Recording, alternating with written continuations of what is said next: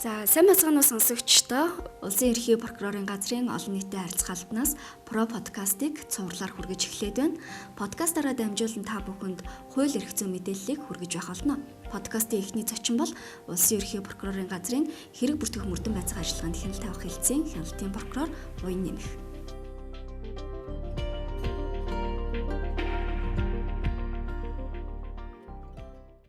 Танд энэ өдрийн мэндийг хүргэе. За баярлалаа. Та бүхэнд ч гэсэн энэ өдрийн мэндийг хүргэе. За хоёулангийн ярилцах сэдв прокурорын байгууллагад иргэн хэрхэн яаж гомдол хүсэлт гаргадаг талаар ярилцах байгаа. За ямар хүн ер нь прокурорын байгууллагад гомдол болон хүсэлтээ гаргах ёстой байдаг юм бэ? Энэ талаар та мэдээлэл өгөөч.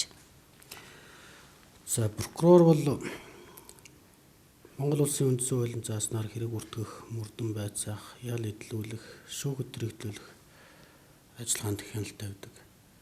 Хэрэг бүртгэх, мөрдөн байцаах ажиллагаанд хяналт тавьж шүүгүүрэл даанд төрийн нэрийн өмнөөс улсын яллагчаар оролцох юм хуулийн заалт. 2017 онд зөрчлийн хэргийг хянан шийдвэрлэх тухай хууль заасны дагуу зөрчлийн хэрэгүүдэд бас хяналт тавих ийм эрх үүрэг нь бол итгэлэгдсэн. За тийм учраас прокурор цаашид хэрэг бүртгэх, мөрдөн байцаах ажиллагаа зөрчлийн хэрэг бүртгэлтийн хяналтаар өөрийнх нь тодорхой хэмжээнд хууль эрх зүйн үүднээс эрхэн зөрчигдсөн гэж байгаа тохиолдолд эрх ухааны байгууллагад гомдол буюу хүсэлтийг гаргадаг.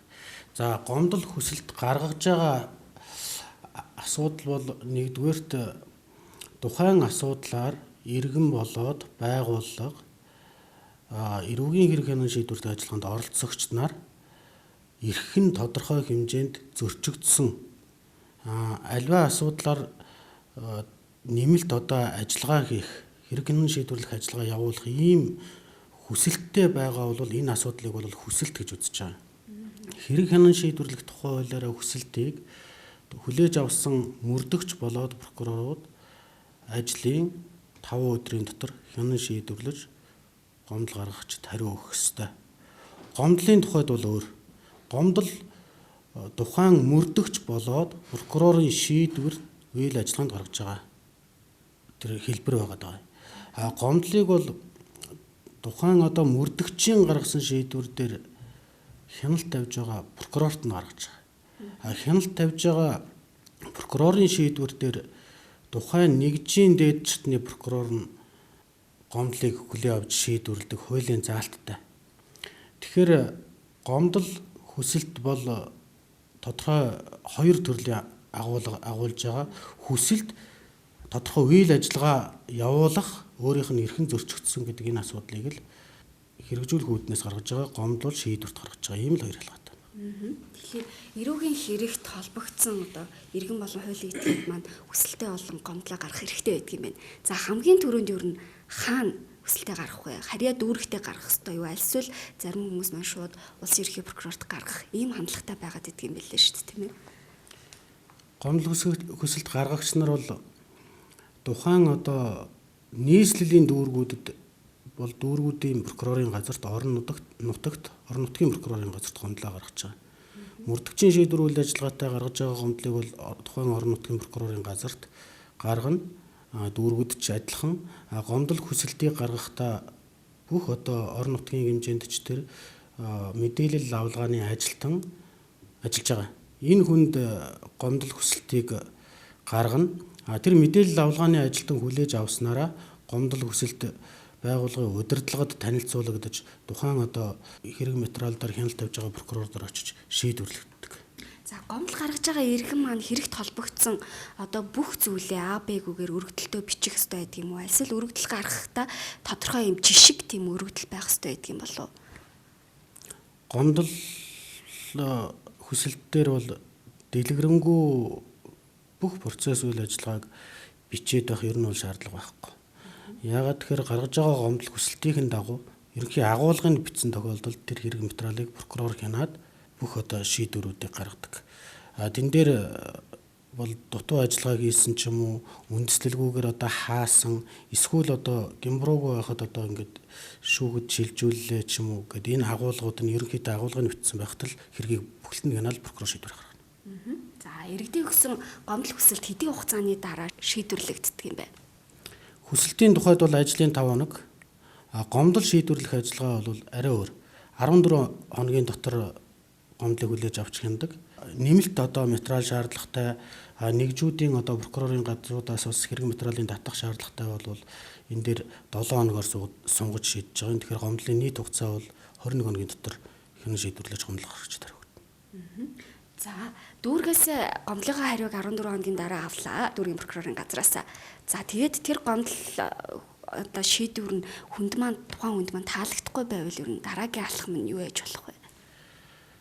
Эрүүгийн хэрэг хянан шийдвэрлэх тухай хуульдаа бол дүүргийн ерөнхий прокурорын гомдлыг шийдвэрлсэн хариуг 3 хоногийн дотор улсын ерөнхий прокурор буюу дээждний прокурорын газарт нь гаргадаг.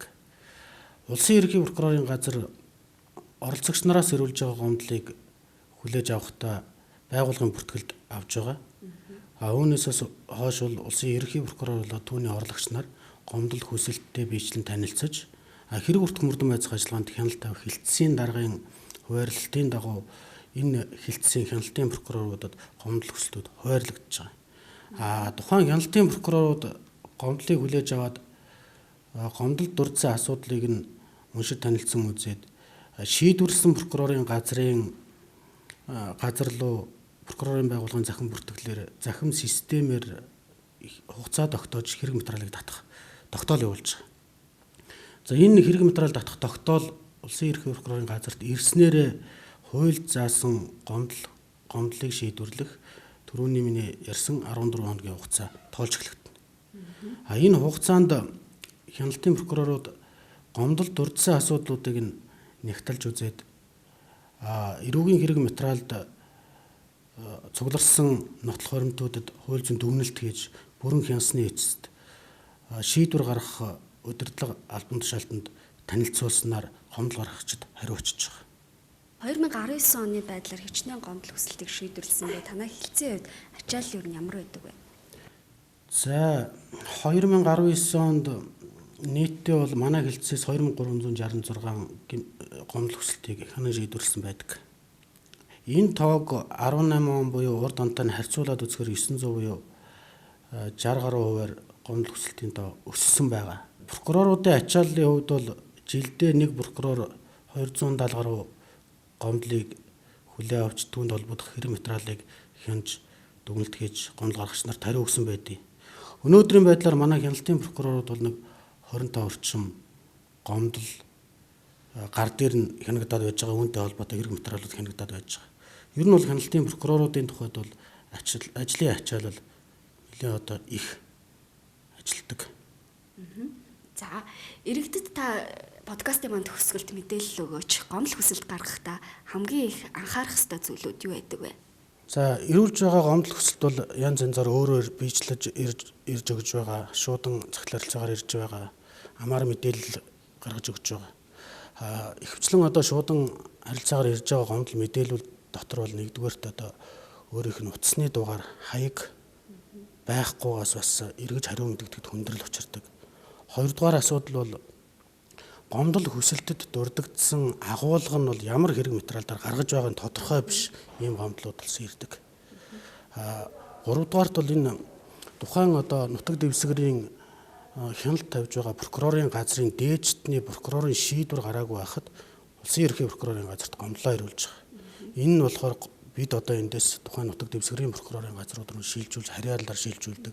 Үүнээсээ болоод гомдол гаргагчийн хувьд бол бас хугацаа нь удаашрдаг ийм тохиолдлууд бол гарч байгаа. Тэгэхээр энэ дээр бол бас энэ асуудлуудаар анхаарахыг хүсүүлж байгаа. За баярлалаа танд. За баярлалаа. Про подкастын анхны цуврал та бүхэнд хүрлээ. Анхаарал хандуулсанд баярлалаа.